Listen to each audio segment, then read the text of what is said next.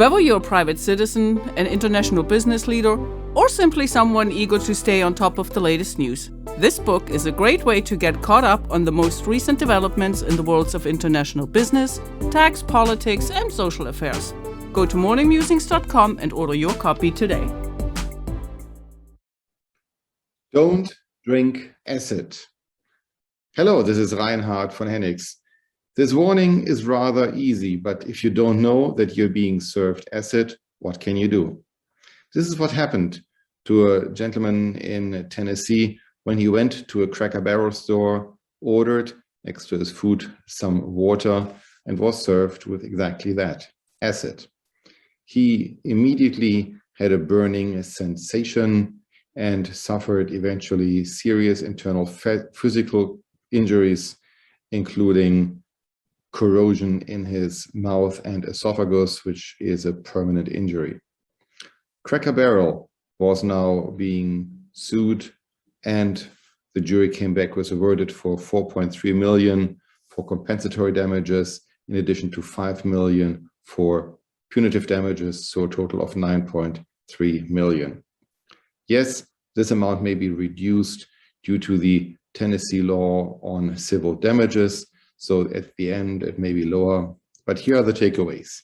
Number one, Cracker Barrel may have had certain processes in place to avoid the usage of chemicals in a kitchen area or to store the chemicals outside of the food preparation area.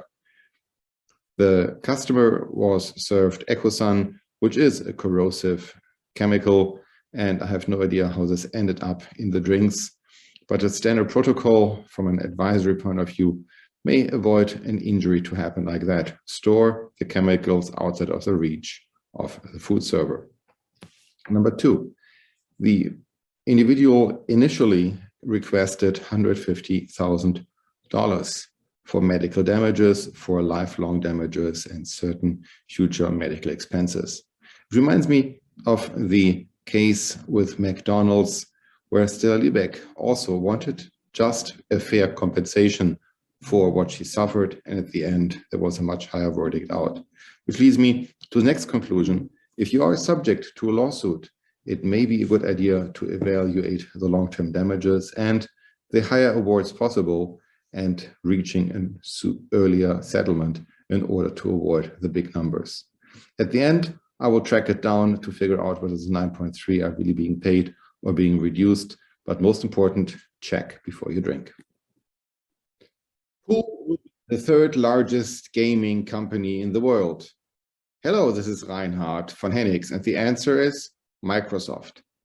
After Microsoft announced the takeover of Activision Blizzard for a record of $68.7 billion, which is a lot of money, of course, but only 3% of the valuation of Microsoft. It will now be the third largest gaming company in the world.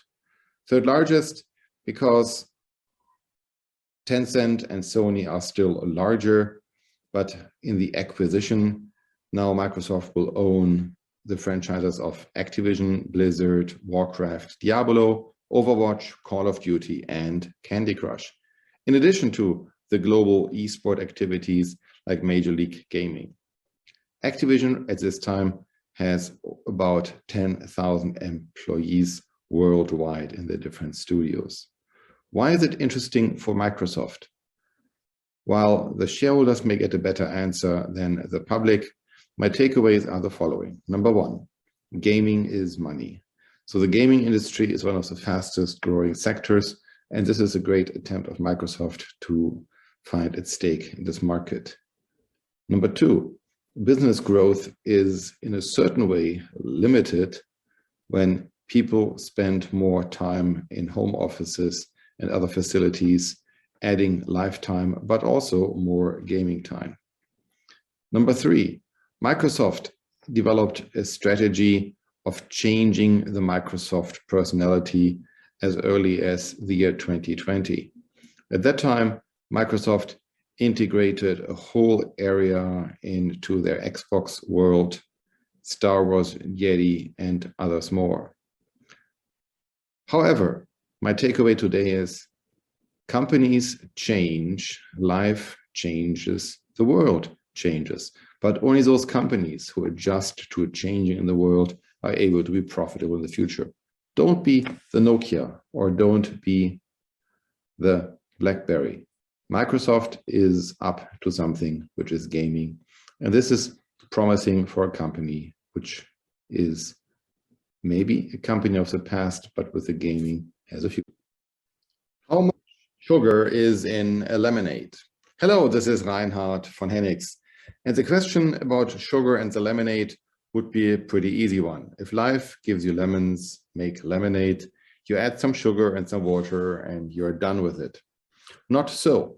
Some consumer protection agencies are there to define that you can only market your product as lemonade if it has at least a 7% sugar in.